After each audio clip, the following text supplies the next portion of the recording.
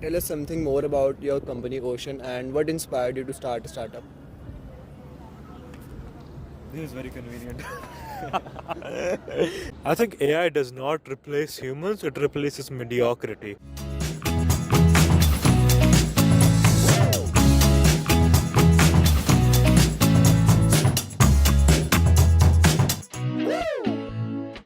Hi guys, welcome back to another podcast.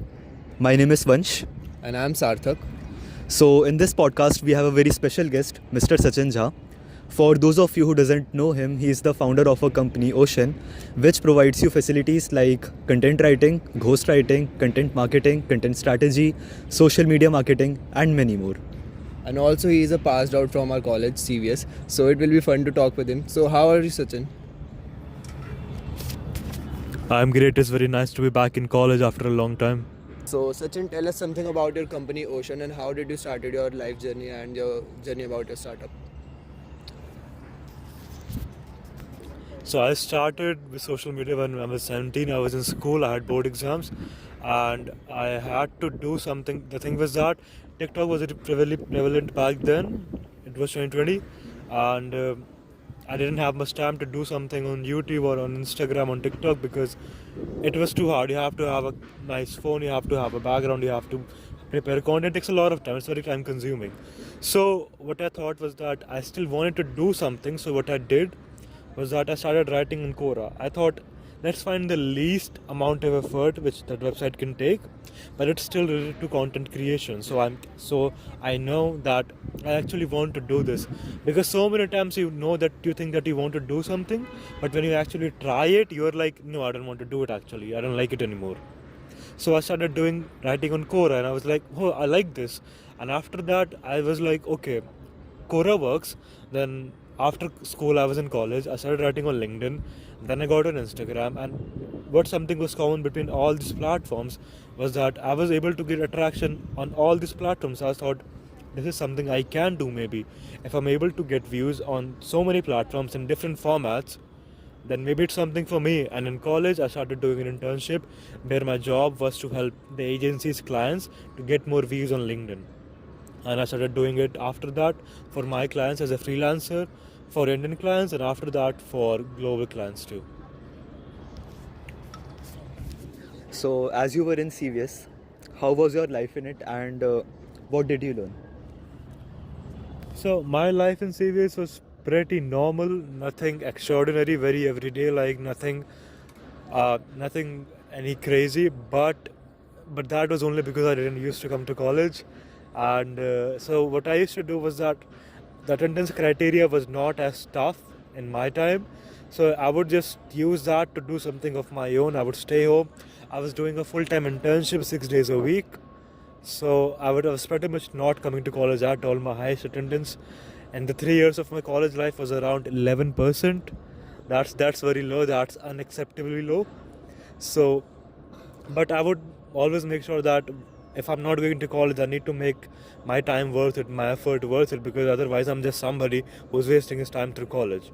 So I used to make the best out of college by not going there and staying at home and working on what I want to do.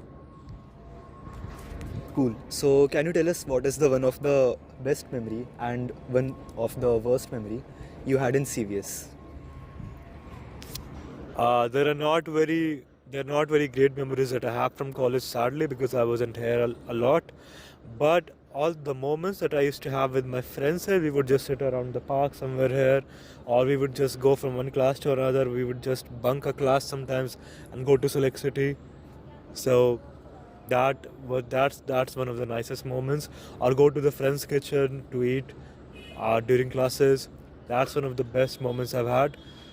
In terms of not the best moments, I would say probably when I didn't get the best marks in class. I was somebody with a lot of imposter syndrome, so it used to bother me if I'm not the best. So maybe if I had more time and I had more skills in terms of time management, I would have gotten better results. So all in all, I would say that if I had known how to manage my time more, I would have avoided those bad situations. So as you know that this is an era of AI, do you think that it hinders human creativity or it somehow replaces a human? I think AI does not replace humans, it replaces mediocrity. So if you are somebody whose work is so mediocre, it's so average that nobody can even tell that it's by you. Like when you watch a movie by Christopher Nolan, you can tell by the not usage of CGI that it's by him. You know, you can tell by, like, there are so many mimics that people do in India in cartoons of famous actors in India, and you can tell which actor they're mimicking because the style, the originality is so personal to the actor that you can tell even if they are not the one doing it. You can tell that, hey, this is Shah Rukh Khan. But now AI cannot replace Shah Rukh Khan, but AI can very well replace a mediocre person who just sits on the front of camera and just reads a script out loud. So it's mediocrity that people should fear, not AI. Okay, so tell us something more about your company Ocean and what inspired you to start a startup. This is very convenient. So, what inspired me was that I'm somebody who always likes to test his limits, and I thought that if I can do it for 3-4 clients, maybe I can do this for even more people. If I can help Indian people accomplish their goals, maybe I can talk to people from Netherlands, from Belgium, from America, from Canada, and that helped. My curiosity, I think, is what led me to start this thing and help as many people as I want to. Okay, so I want to ask something like, how can a small business collect maximum return on investment with the minimum capital budget? I think budget is not as relevant to marketing as creativity is. I think if you're as creative as you can be, budget almost plays not a substantial part, not a significant part. And if you want to market yourself, market a product so well, I think you just need as much creativity as you want, because almost all the startups didn't have a crazy budget for marketing, yet you find out about startups who are doing it so well. Maybe Zomato doesn't have a marketing budget as big as Apple, but because of their creativity, you know them. So it's creativity what startups should run after rather than the budget. So, is there any brand or company that you are inspired by, or which motivates you to push your limits? So I would talk about Apple and what they do with their excellence, the entire goal of wanting to do better than before. That's something that really inspires me. And Zomato would be something that I would say in terms of creativity. Although now all of the brands are running towards to make something like Zomato, and that's not very good because they are then you're not following a company's marketing, you're following a trend of being too personal. And when you're following a trend, you always cannot do it better than the person who created the trend. Because then you're playing the game by some, and you're trying to defeat someone who created the game. So is you should always do things that are original, authentic to you, so that you can scale them, you can be the best at them. So, what are some of the biggest challenges that you faced as a freelancer? The biggest challenges every freelancer faces in their beginning is that they don't have clients. So the thing is that when you are a freelancer and you are in just beginning, you don't know how to get clients, you don't know anything because there's not much information out there. You don't have books, you don't have courses, you don't have people around you who are doing it. So you're pretty much on your own with this thing. And how you can get more clients as a beginner is by giving work, but you don't have any work. You don't have any work proof. So in my opinion, as a beginner freelancer, you should focus the most on skill, acquiring as much skill as you want. And when it comes to getting clients, you should try to provide as much free work or charge almost no money, so that you can, because nobody says no to free work. They will accept you and they will give, and you can just say that, hey, I will do this for you, and by the end of the work, if you're able to get what you want, can you leave me a testimonial on my LinkedIn? Almost everybody will be willing to do that, and you don't ask for any money. And you can even say that if you like what I'm doing, after the first month you can give me the money, you can start paying me. So how you used to manage your time with your studies and your startups and all the other activities that a normal human being does? I used to manage my time by not coming to college and just focusing on what I want to do. But I think time management is something that's it's a surface level problem. It's actually on the deeper side. It's just priority. You know, if you cut your hand accidentally, you would run to the doctor. It's not because you're so efficient. It's not because you're so you have the best time management. It's because that's the priority in the moment. So people always do what the priority is and not what they care about. They don't care about the time as much as they care about the priority. If your priority is to finish this podcast, then you will do it anyhow. Yeah. But if your priority is to just get done with something and not care about the quality, then you will just it won't be as good. And because quality wasn't the priority, it was actually just getting done with the thing. So I think if I were to go back in time and tell myself how to manage my time better, I would actually talk to myself and realize what my actual priorities are and live in according to them. Okay, so what piece of advice would you give to your juniors who are willing to like start a business or a company? I would say do not care about starting a company or starting a business. Focus on why you want to do it. The why is very important, because if you just want to start a business for the sake of it, you wouldn't care. If I want to plant a seed for the sake of planting a seed, I would probably do it for a day or two, but then I would lack the motivation, because I would be like, why do I want to do it? There is no point, I don't like it. But if I have a mission of planting a certain number of trees, then I have a counter thought that if my mind says don't do it today, I would reply to myself that hey, no, there is this mission that I gave myself and I need to finish it. So it's only about the product and why you want to solve this problem. Don't think about starting a company, don't think about hiring the best people, best logo, getting the best website. Just focus on solving the problem as best as you can and just better than everybody else in the market. So, if you had the opportunity to go back in time and give your younger self an advice, what would it be? I would really go back to the previous answer, that I would tell myself focus more on your priorities. What's the bigger priority? Is the priority going out with your friends to watch a movie, or is the priority staying home and watching some educational content or preparing some work for the freelance client? I would say the way to not have regrets in life is always making sure that you have the right priorities. Because if I didn't hang out with my friends 3 years ago for some college thing, I don't care about it. It wasn't a priority and it's not a regret for me now. But if it was a priority back then and I did not do it, then that turns into a regret. That's resentment against yourself. So I would say always be clear on your priorities and always stick to them, because that ensures long-term happiness and contentment with yourself. Okay, if we come to network building, as we know, network building is really important to start a business. So, how LinkedIn helps us to build a network in the society? I think LinkedIn provides you with a group of people who are willing to help you in your professional life.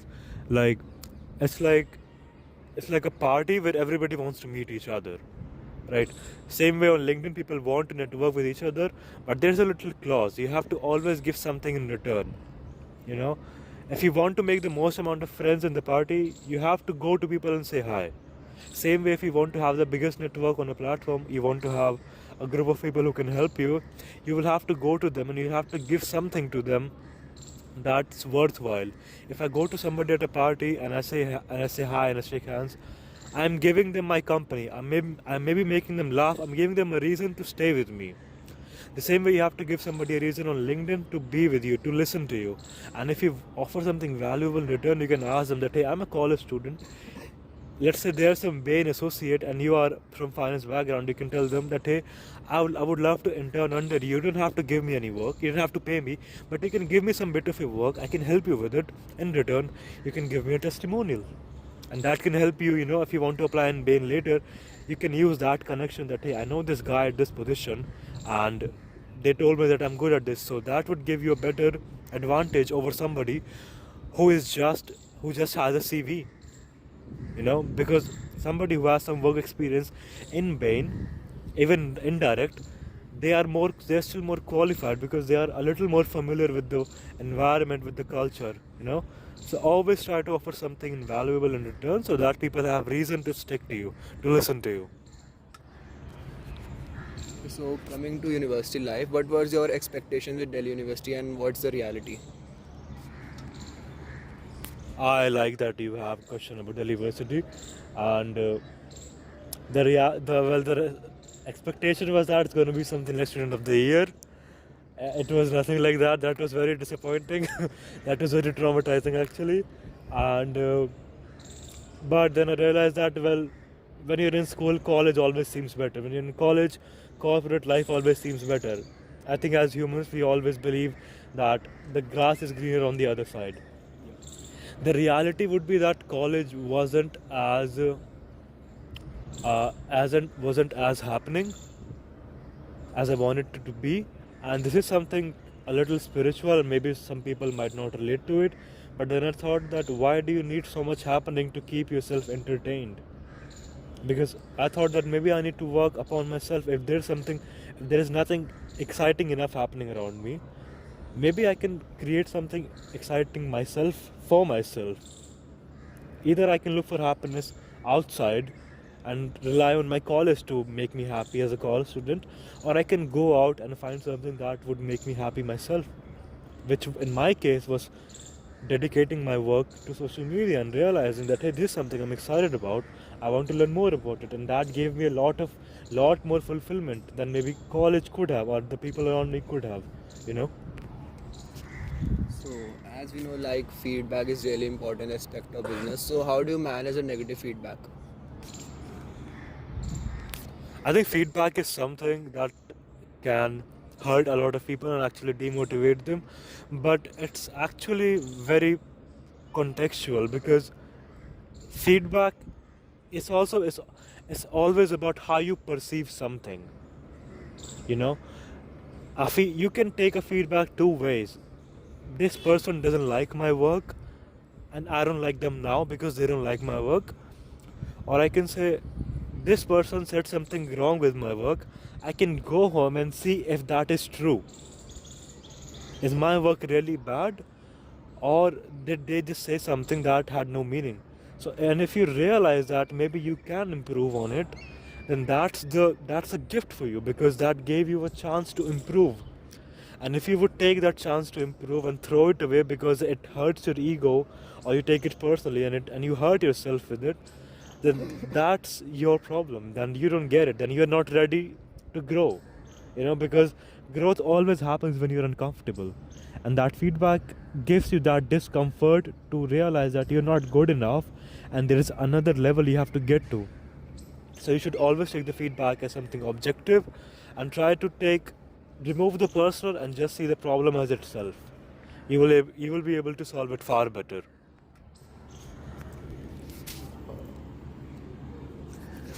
Cool. So now we have a game prepared for you. It's called Wrong Answers Only.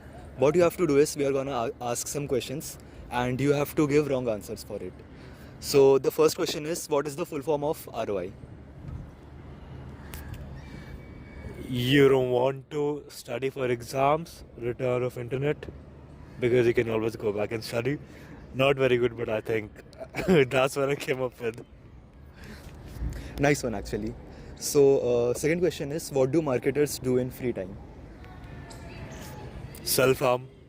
I mean, not physically, but mentally, like always thinking about what they could have done better in the last project and using that not to grow, but just to hurt themselves because of the imposter syndrome that they have. Cool. So what is the motive behind marketing? To make sure that your product fails miserably and nobody buys it. Okay, so what is branding? Branding is how people understand your brand. Is branding is how people perceive your brand. The way I understand Apple is what branding is for me. If I had a bad experience with Apple, then in my head, Apple is not as good enough of a brand, no matter how much marketing they can do. You know, so branding is how people understand a brand, and marketing is like how you want to show yourself. So, branding is not always, people don't always understand you the way you intend them to, because it happens so many times even in personal lives that you want to say something but the other person understands something else. The same way, no matter how the brand wants to market themselves, you will only understand what you want to do, and that's the branding, that's the brand in your head for that company. So, how do you handle a negative feedback? I always make sure that I remove the personal entirely. Let's say if a client tells me that, hey, the presentation you sent me was crappy, I don't like it at all. This is what I think was wrong with the presentation. Either I can think that, why would you say that about something I did? Do you not know how much work I put into it? Do you not know how much effort I put into it? Do you not know how hard we work? Do you don't like our work? You're not good enough for us. We don't want to work with you anymore. Or I can think that, okay, there is this person and he commented on my work that I do not like. They said that the logo wasn't big enough. Either I can believe that the logo wasn't big enough, so I can just make it big and I can win their approval back again and make sure that they like my work. Or I can just say that you don't understand work, you're not good enough for us, we didn't want to work with you. I always remove the personal and make sure that I can only see the problem as itself, and that's the best way to solve a problem in my opinion. Okay, so at last, give us a one-liner advice as we are the junior of.